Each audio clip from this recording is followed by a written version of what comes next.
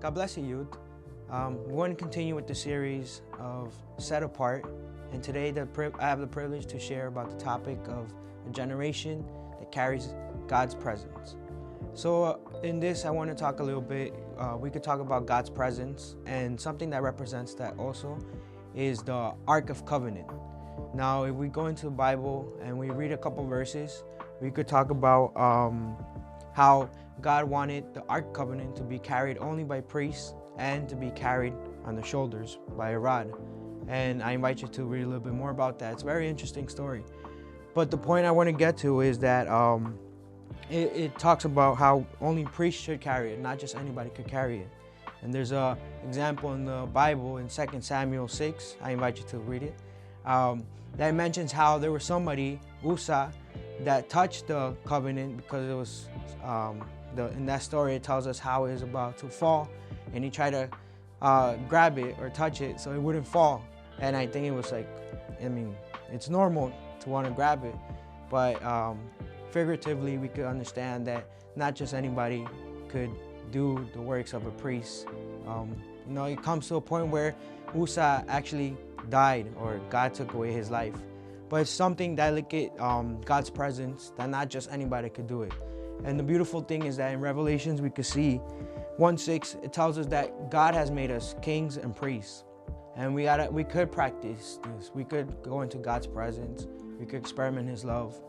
But now, a generation that carries God's presence, like I said, it has to be a priest, has to be somebody that is set apart, somebody that follows God's law. And if we go deeper into what a priest was to do, or the laws that they had to follow, Leviticus 21:18, a priest who cannot see must not sacrifice the food to God. And that same verse, that same chapter, there's a lot of points. But if we come to a dimension of not seeing, physically, we could say somebody that's blind.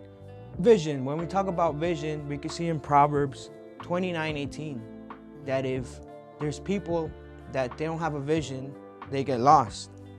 When there's no vision, the people get out of control. And just like that, as a priest, we must have a vision. We must follow, we're in Ebenezer, Roca Eterna.